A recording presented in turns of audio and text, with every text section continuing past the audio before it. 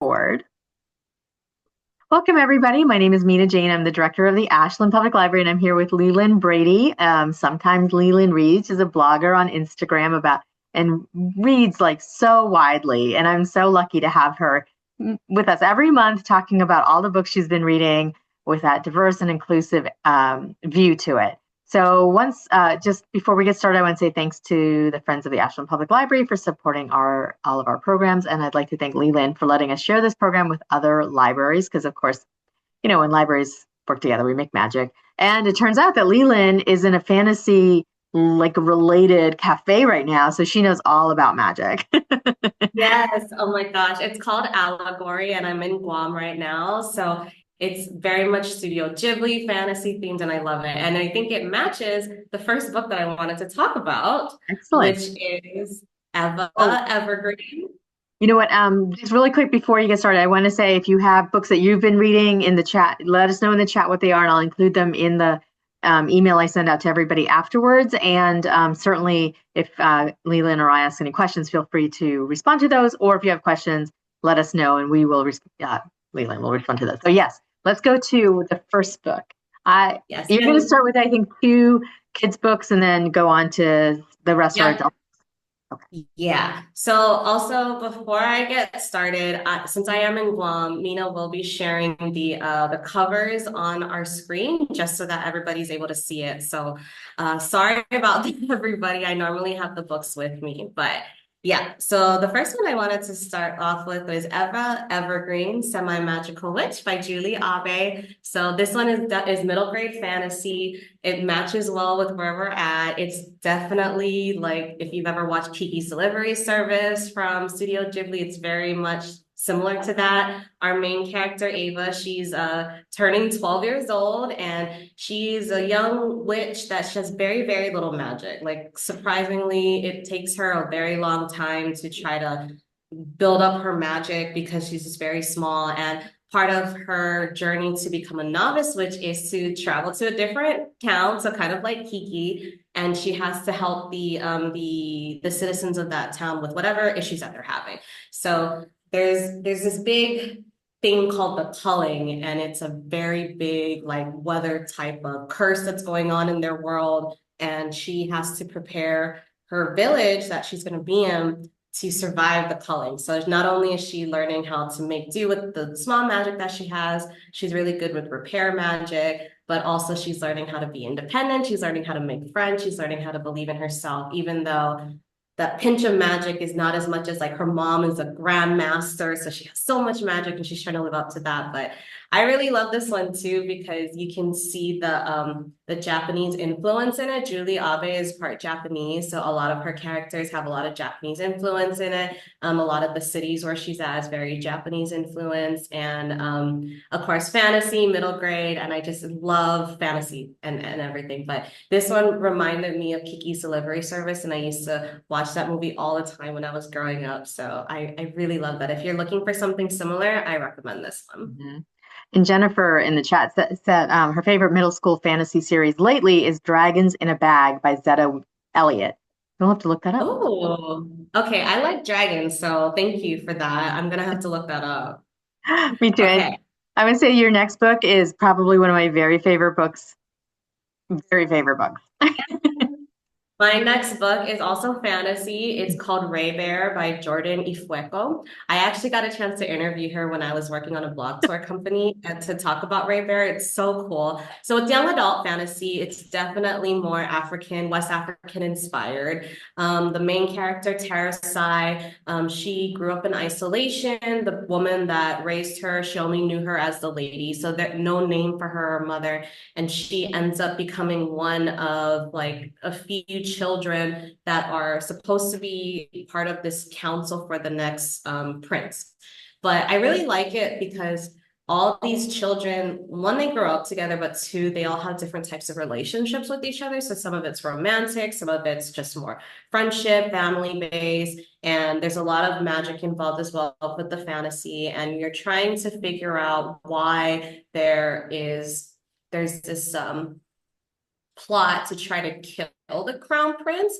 And Terasai, her her like childhood, her mom basically tells her what to do. So if you think about Ella Enchanted, how if Ella has instructions to do something, she has to follow through. So like with Terrasai, her mom, the lady, tells her that she needs to kill the crown prince. So she cannot say no to that. She's compelled to obey it.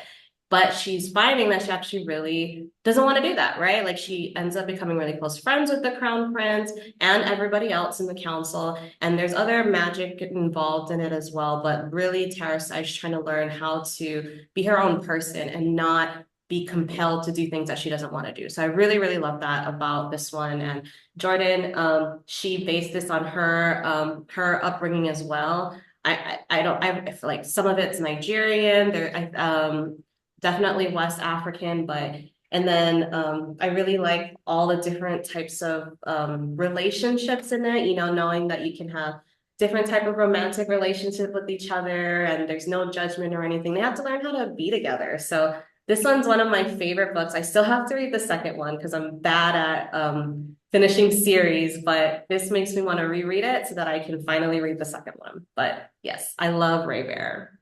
I think you absolutely should read the second one. But what I really loved about this book too is um, that you learn so much about the mythology of her Yeah. own of Jordan's background, right? So like it's not just a fantasy story. It's like we actually learn so much. And I felt like she did that in a way that was so accessible, like really engaging, not engaging, but like entertaining, you know? So Yes. as you said, no judgment. Now you can just enjoy it and you don't even know you're learning stuff. Yeah. No, I really love when authors do that because it brings different perspectives to a lot of different people that don't think about it, right? Because there's a lot of when you think of different types of mythology, you always get the Greek, you always get the Roman, you get European. So when you get other types and they make it where you're like, oh wow, this is something that I never thought about, but it seems very, like you said, very accessible and like a story that I could grow up listening to. I really like when authors do that. And it was such a good insight into Jordan herself. So I love that this was her debut and she just knocked it out of the park. Absolutely. And I also think like people don't always um it's not that we don't think that there's mythology in all cultures, it's just we don't think about it. So like a Yeah. book like this brings it to the fore that yeah, every culture has its myths and legends and it's just I find that I want more and more of these things because I'm not going to go out and read it like a magazine or something about Nigerian mythology, but like reading a book about it and making it super fun, it's easier for me to pick up. Yeah, I agree. I agree. I need more like this.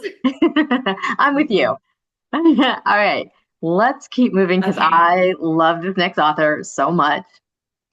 And I am now into all the adult books, so we got four for you.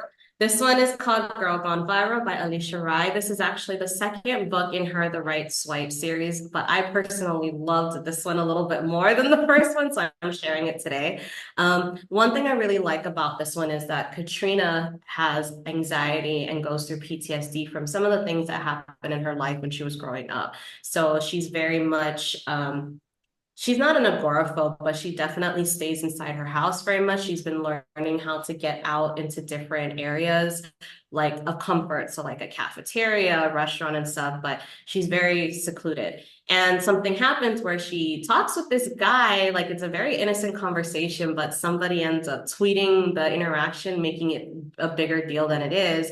And because she's also kind of in hiding from certain people that were in her past, she's afraid that her identity is going to come out. So her bodyguard, his name is Jazz, he offers her the opportunity to go up to his farm or his ranch type thing in maybe more Northern California so that she can escape for a little bit. And I love this one too because it's very much unrequited. Well, it's not unrequited, but they both like each other, but they haven't said anything because of the employer-employee dynamic. So being able to be away from the norm and be in a different environment, and they learn that they do actually like each other. They're not, anyway, it's a romance, so it's happy ending. But I really love this one too because I love Katrina in the first book. So having her be the main character in this one was really insightful to learn more about her and just she's such an amazing person too. Like she makes her own money. Like she invested a lot of money. So she's always like just giving money to different people that she feels needs it. And she's just so giving of herself. And it just makes me like her love language is making food. So like my grandma too, she's always making food for me whenever I would visit her. So, and my mom does that too for me, so I'm always happy. But like that part reminded me of my family, how they love to show love for you by like making you food and keeping you nourished, and that's how they show their love. But I love And this one. This one's my favorite. Alicia Rai is Pakistani, so her characters also are of Indian or Pakistani descent, and have some Yes. very, I think, like surprising cultural feelings. Like they live here, they grew up here, but yet they still are very, in some ways very, um, like what is that called when they're like how they were in India or in Pakistan? Like Like the they're very, diaspora, they're dealing with the diaspora. no, they're more conservative than I would have thought. Like they kept the Oh, oh, traditions. That's it. They've sort of kept the oh. Very traditions. traditional. Yeah. Yeah. And I really like that because I feel like, when people come here from other countries, they feel like they have to assimilate. And to some degree they have, but yet they've really Yeah. kept some traditions that were important to them and their families, which I think is also really important. That you're actually, you bring up a good point because Jazz's family is like one they talk about how his family was one of the few that came into this area in California and really made it the way it was. And I'm totally spacing out on the name right now, but I love that Alicia went back into history and talked about that and really incorporated it into Jazz's family to show like, hey, we are part of what made this area of America what it is. So we have a lot of stake in it. So no, I really love that because you do see the conservative side of like being very traditional, and then you see some of the more modern Americanized side and how does it mesh together. But yeah, no, think about that when you read us when it comes to Jazz, because he has that in his family. Well, I also think that there's two other authors that I can think off of the top of my head that are Indian descent and do really a good job of that. And one is Sonali Dave, and the other Yep. is Nisha Sharma. So Yes. I love Yes. their I love both of them. I love all three of them. Right. And it's so nice for me because being Indian, it's nice to see myself in the stories and think, am I like that? Like Yes. whatever. So Yeah, no, I love that. I love that. Oh, okay. I feel like oh my gosh. Okay, next one. A Botanist's Guide to Parties and Potions by Kate Kavari. I chose this one because it's very STEMinist. They describe it as STEMinist. So STEM, STEM, science, technology, engineering, and math. Our main character is Saffron, which you're like, that's an interesting name. But, I like it. And she is a botanist. She was very inspired by her dad, who was also a botanist, and they're having to deal with a murder. Her boss slash mentor is accused of murdering somebody else's wife. Well, not murder. She didn't die. She almost died. Using this type of plant that they know he discovered and he works with. So she is trying to basically prove his innocence while trying to figure out who the real culprit was. So I like this one because a lot of people, a lot of her colleagues in London were like, oh, you're just here, you're a woman, you don't really know. And she's like, actually, I know a lot more than you. So I always love when women, can be like, yeah, I actually know a lot more than you. But yeah, this one was such an interesting one. This is my first time reading Kate Kavari, and it's historical fiction, historical mystery, because you have the mystery aspect, but really making sure that, even back in 1923 London, women were very much uh, STEM based. Like they were very smart in their science, technology. There's a lot of different areas that you don't get to see or hear much. So having stories that show like, hey, women were very much pioneers in these areas.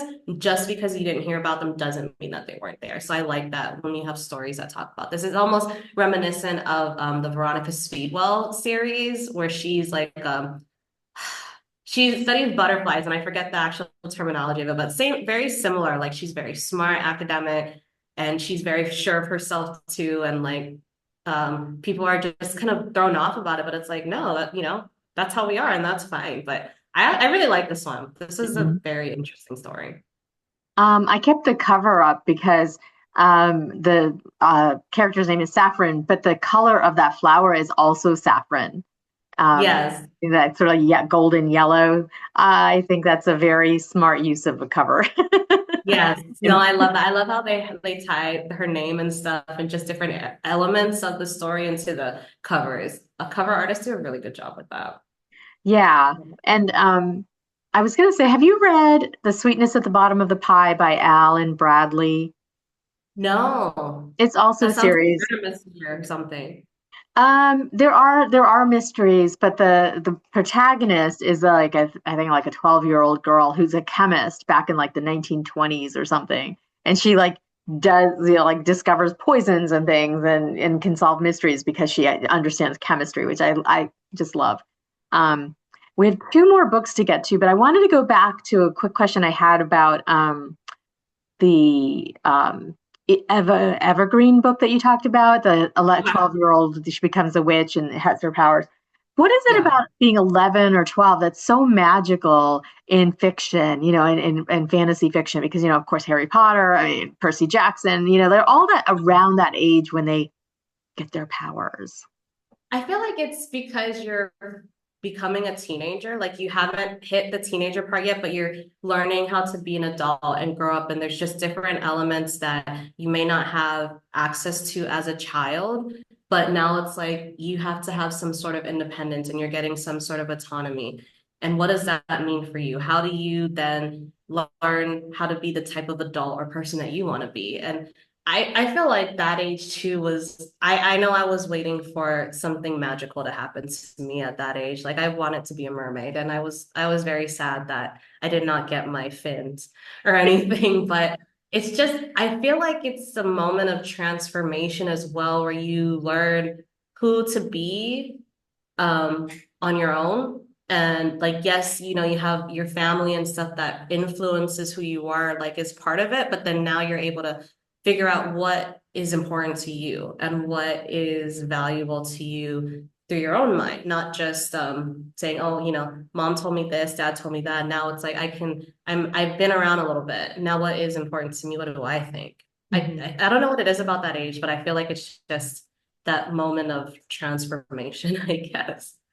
Also, just my own opinion is that I think it's an age of helplessness. You're not a child anymore. Nobody's taking care of you anymore. People expect you to do your own laundry, but you're not a teenager or an adult yet.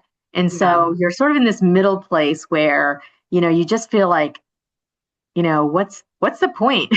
Like, There's things you can do, and then there's things you can't do. So you're, like you said, you're in the middle of like, how do I get to what I need to without having all of the resources that I would as an adult? And you right. have to be very resourceful. Yeah. Exactly. Exactly. I love that. Okay, so let's get to this next one because this is another author that I really like. Yes. Next one is Mexican Gothic. It's October, so I had to do some, spooky stuff by Sylvia Moreno Garcia. I really like this one. It's also, historical fiction, horror, Gothic.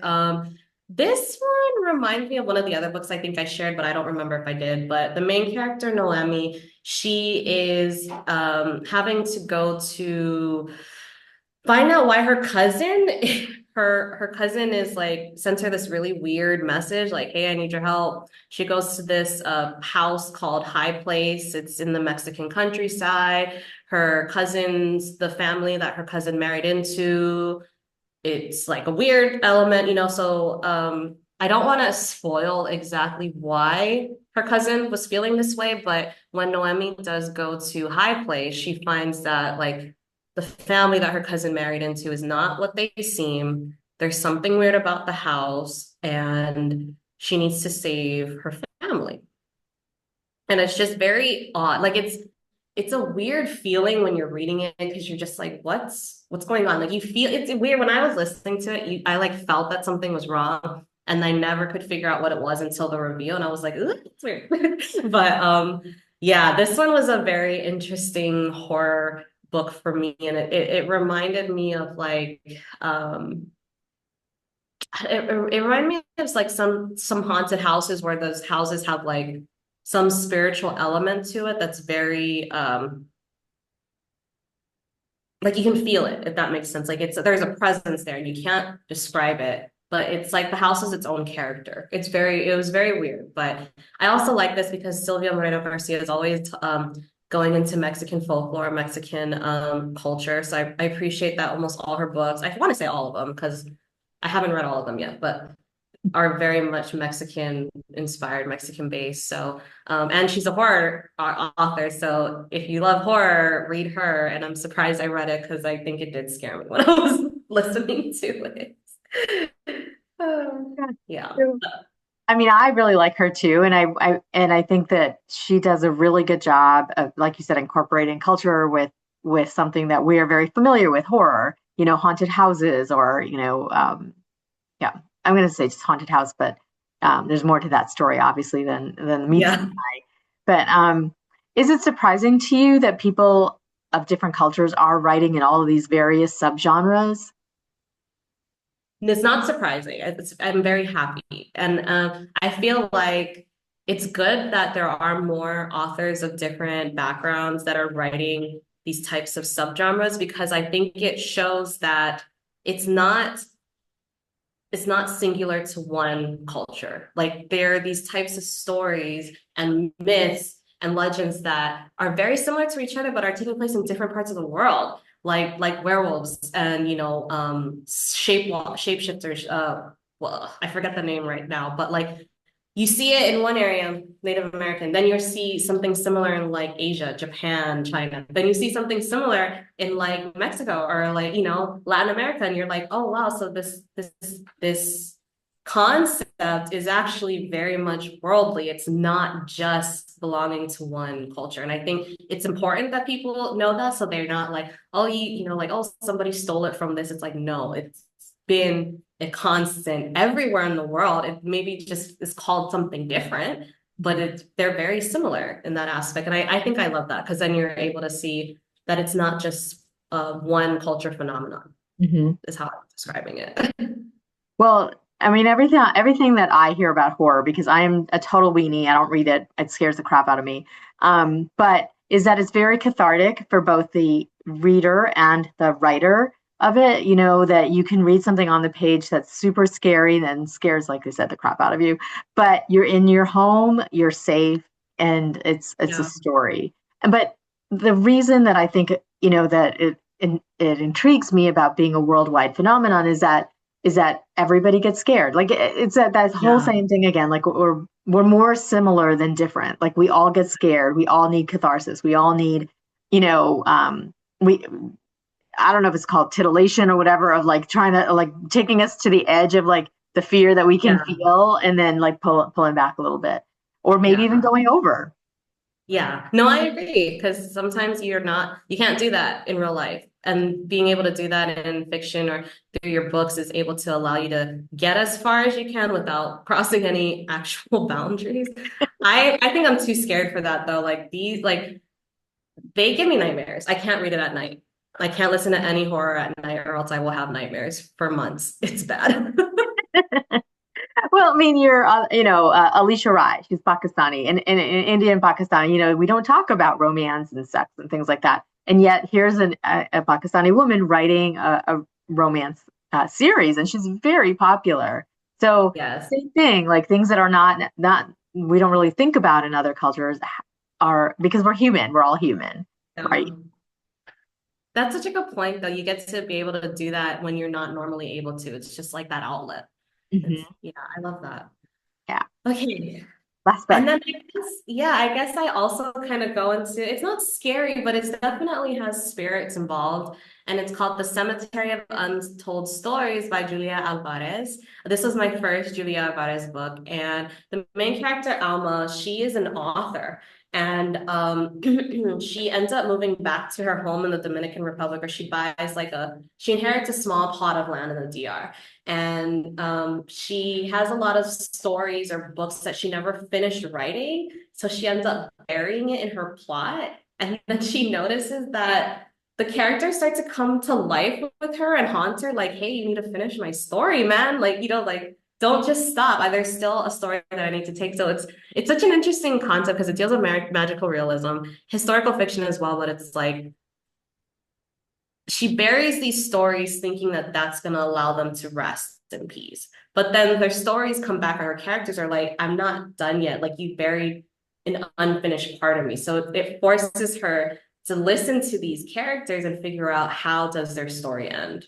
And I think it also makes her kind of figure out what is there something in my life that I have to finish or what's kind of stopping me from moving on in certain things. And it was just such a the way that the book moves around too, you kind of forget that they're not real characters because it just seems like you're in their story, but in reality, it's like they're telling their story to her, like, hey, no, this is the direction that I need to go, even though they're technically her characters. And she's like, oh, you're telling me what to do. But I love how characters do that when you're writing. It's like they have the life of their own and they're like, I need you to tell this story the way that I need it to be. Mhm. But I just thought this one was a very interesting book from Julia Alvarez. Again, this is my first one from her. So I know she does a lot of magical realism, and I'm curious to see how her other ones are. But this one was, I did like that it also took place in the DR, Dominican Republic. She gets to go home. She's an author. I've always wanted to be an author, but I feel like I'm kind of the same where I start stories and then I don't know how to finish it. So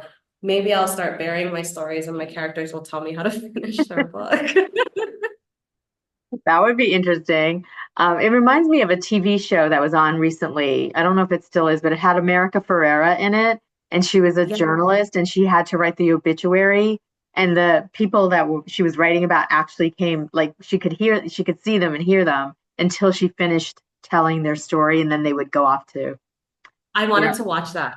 I need to watch that. it was really good. I liked her. I liked I liked it a lot, and I think it was nice too for like half an hour. You get the whole thing of every character of the died. But it's it is really um, interesting. I think to think about what is in our head that we can't get out. Like what is going to help us do that, and how can we tell the stories that we feel like are important in our lives.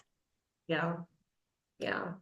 That's such a good point. If anybody in the audience has something that they would love to write, like if there's something in your mind that you have a story, please share it in the comments because I'm so curious. Mine is about these mermaids that take place that's in Guam. So these Chamorro mermaids, and they're trying to figure out like why there's some military installation that's affecting their water. That's in my head. I haven't figured out how to finish the story, but that's what's in my heart.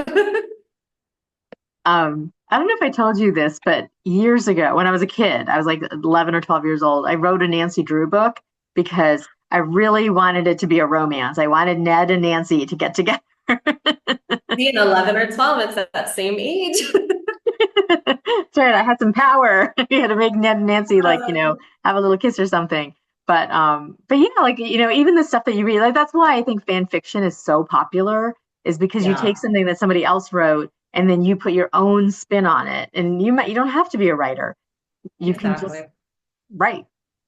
So And then whatever story you want to know about the characters, you make it happen. I love that. Now, I used to do some fan fiction too in the past. I don't know if I'll show that one, but hey, some of our favorite authors started out in fan fiction. I think was it Twilight? No, 50 Shades of Grey. 50 Shades of Grey Twilight wasn't. for sure. And then I think Cassandra Clare as well. Hers was like a fan fiction of Twilight, if I Yeah. remember. And I think Twilight was a fan fiction of Shades of Grey or opposite. 50 Shades of Grey. Yeah, something like that. So yeah, again, you never know. It could hit really Yeah. big, but at least again, for somebody who doesn't purport to be a writer, I can take somebody else's idea and put my own spin on it, and I think that that's really fun because sometimes we just can't come up with the idea, but we can come up with the story. So, Exactly. well, Leland, thank you again. I know this was a bit of a haul for you, so I really appreciate you doing this tonight. And I will send out that list to everybody, and I'll see you next month. Yes. Bye, All everyone. right. Bye, everybody. Have a good night. Happy reading. Well, let me find my thing.